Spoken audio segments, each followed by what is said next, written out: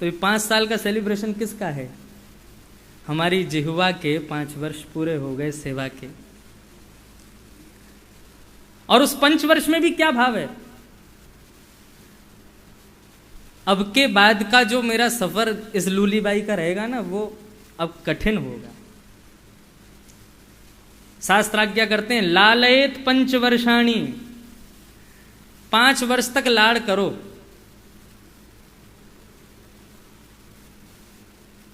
मतलब 5 वर्ष तक की जितनी सेवाएं थी जिह्वा की, भगवान ने सबको, अच्छा कोई उसमें कुछ अगर त्रुटि भी होती थी तो भगवान उसको क्षमा कर देते थे, कोई बात नहीं।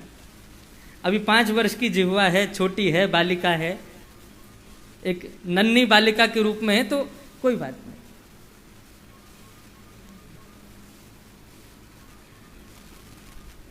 लेकिन उसके बाद आज्ञा करते हैं 10 वर्षानी ताड़येत, मतलब 5 वर्ष तो अब पूरे हो गए, अब आई है बारी, अब अगले 10 वर्षों तक क्या करना है? बोले ताड़येत। अगले 10 वर्षों तक इस जीव को ताड़ना करनी है। ताड़ना करनी है मतलब, मैं आज सुबह 4 बजे तक पढ़ रहा था रुद्रगीत, आज रुद्रगीत का प्रसंग है, तो उस समय बस ऐसे स्मरण में चल रहा था कि 5 वर्ष पूरे हो रहे हैं, इसका भाव क्या रखा जाए, अगले 10 वर्ष तक क्या संकल्प लेना चाहिए। 5 वर्ष के लिए सब जगह छूट है कि ठीक है, आप यथा योग्य एक बालक की श्रेणी में आ गए, आप कर सकते हैं जैसी इच्छा, लेकिन अब बालक नहीं है जिह्वा। अब क्या ऐसा संकल्प होना चाहिए अगले 10 वर्षों के लिए?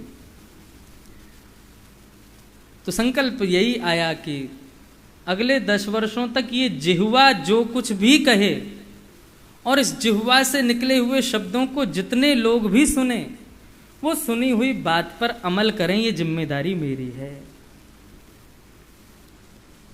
केवल सुन करके और उसको चले जाएं, यहां तक तो अभी 5 वर्ष तक आपको भी क्षमा थी, मुझको भी क्षमा थी, लेकिन अब नहीं।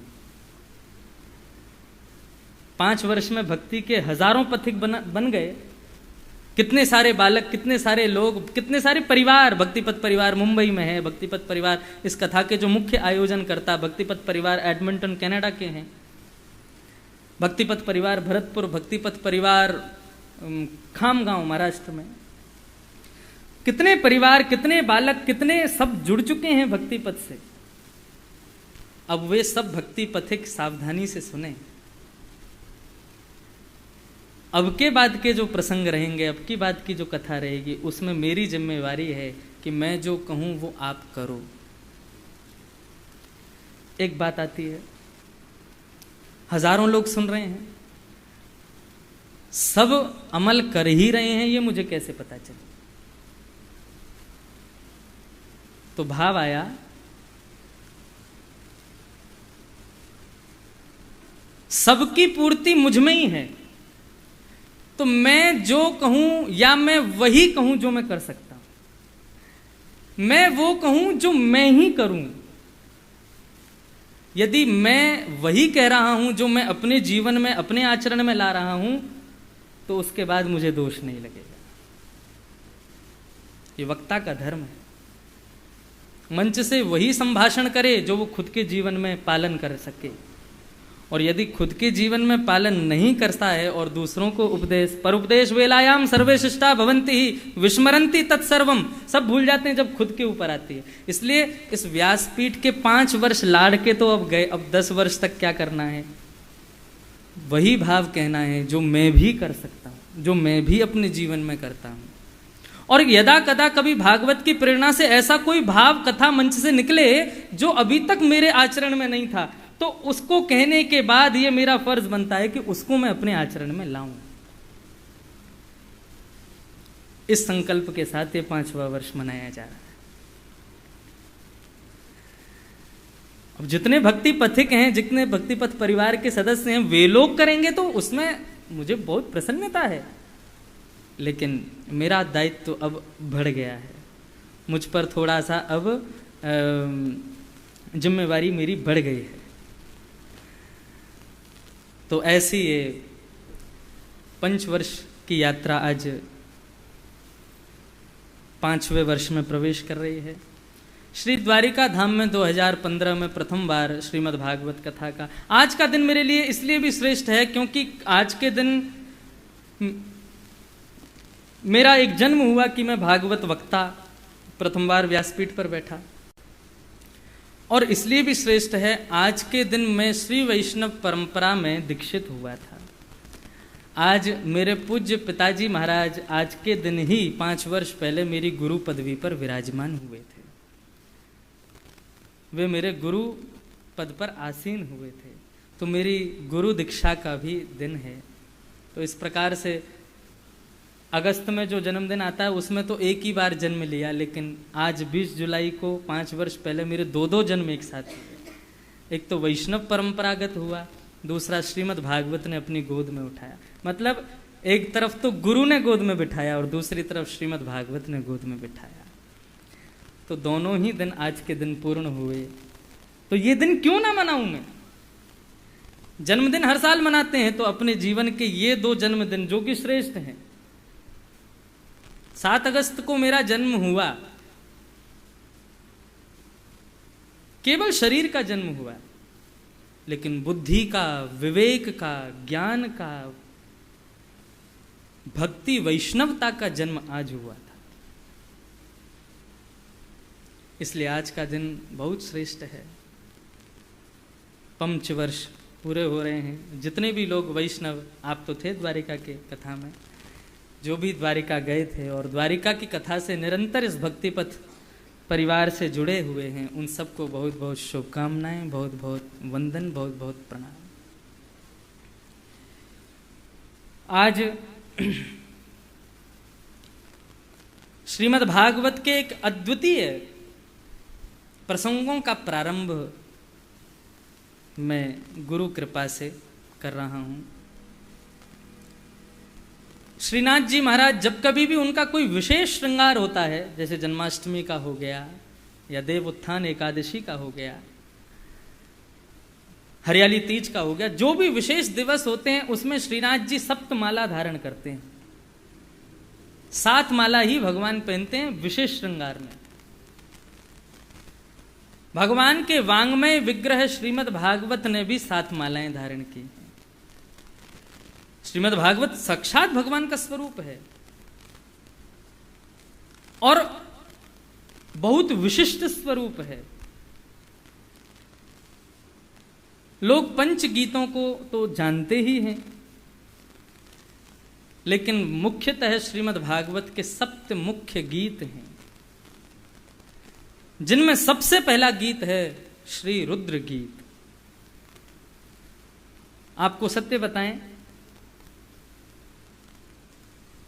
अधिकतर लोग इस बात को नहीं जानते कि श्रीमद् भागवत में रुद्र गीत है, जहां भगवान शिव ने श्रीमन नारायण का सुंदर, जिस प्रकार गोपियों ने गीत गा करके उनको रिझाया, वैसे ही श्री भगवान शिव ने भी रुद्र गीत गाया। तो आज रुद्र गीत के विषय में हम लोग श्रवण करेंगे। कल वेणु गीत,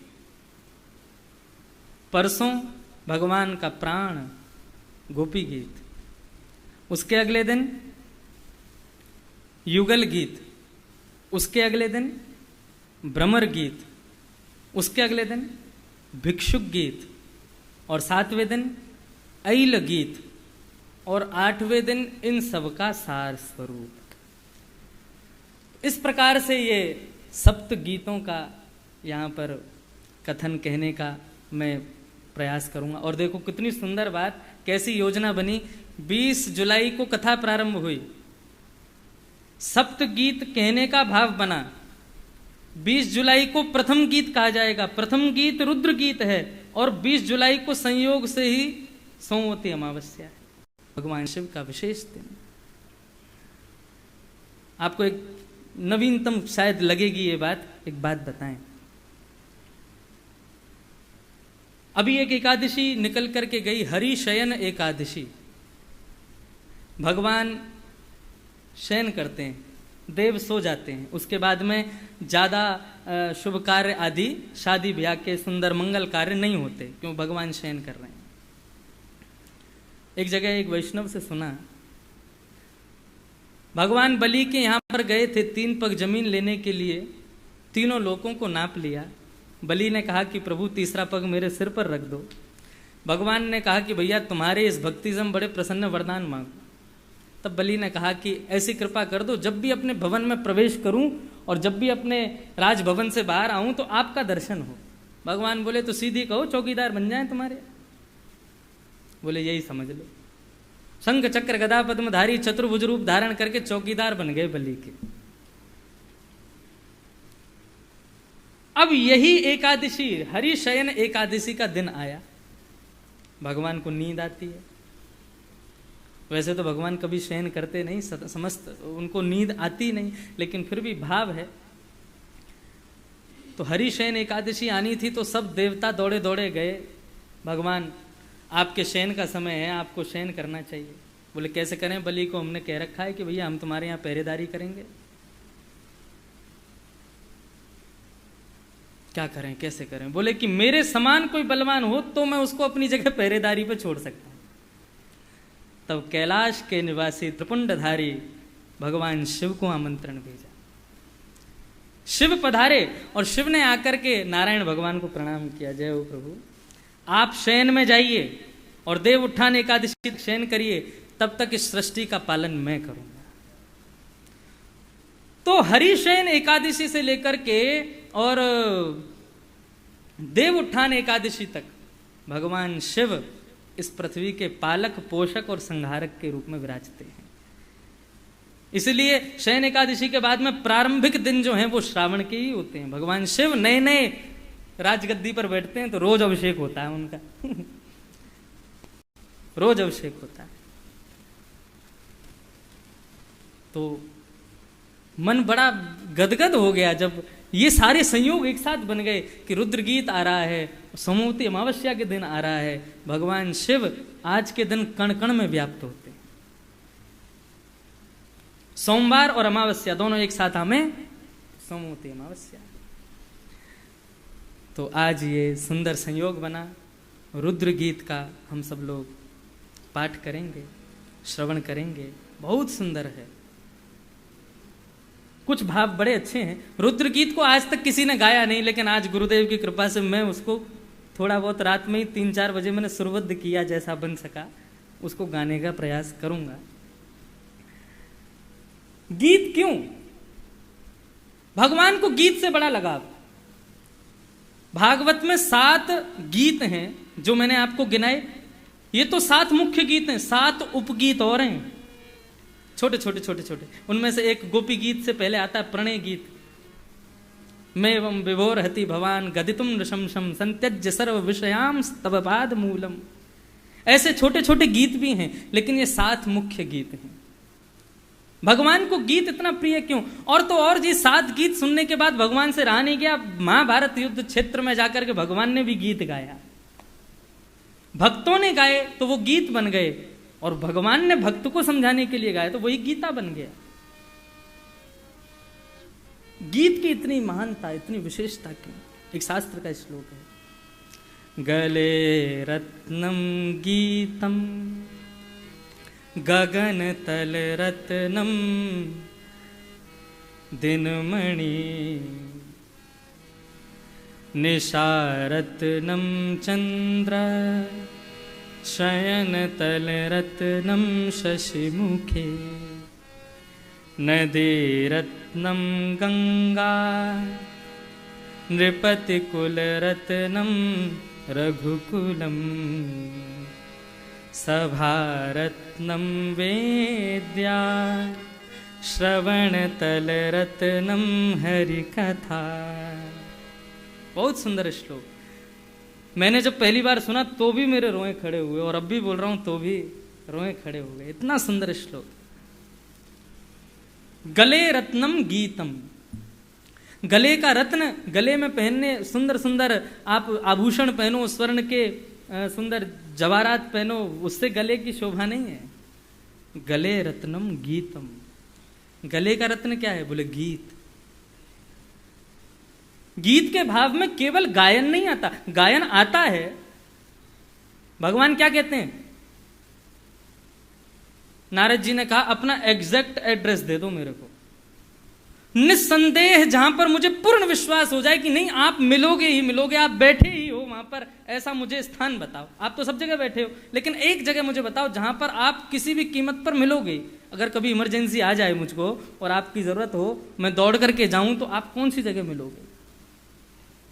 भगवान कहते हैं मद भक्ता यत्र गायंती तत्र तिष्ठामि नारद।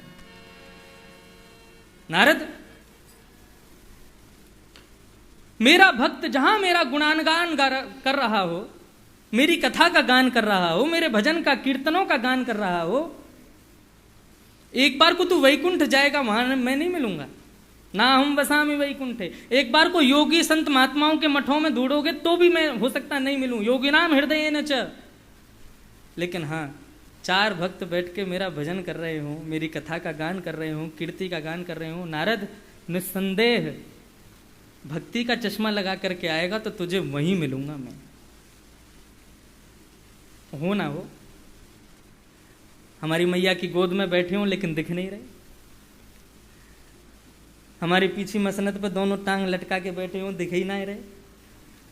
कहो तो मनीष की गोद में बैठ के तबला बजा रहे हैं, दिख ही नहीं रहे हैं। ब्राह्मणों के बीच में बैठ करके सुंदर नारायण कवच भागवतम का पाठ कर रहे हो, लेकिन दिख ना रहे। हो सकता है पिताजी के कंधे पर और पद्दी पर लटक करके बैठे हों, लेकिन दिख नहीं रहे। विश्वास करोगे ना, तो यहां इस समय श्री गिरधर लाल जी भले ही ऊपर कक्ष में विराज रहे हैं, लेकिन वो अपने अदृश्य रूप से आपके बगल में ही बैठे। कहीं और कहा होता तो नहीं मानता, लेकिन भगवान स्वयं कह रहे हैं मद भक्ता यत्र गायंती तत्र तिष्ठामि नारद। मैं वहां बैठा हूं, निश्चित ही बैठा हूं, उसमें संदेह नहीं है।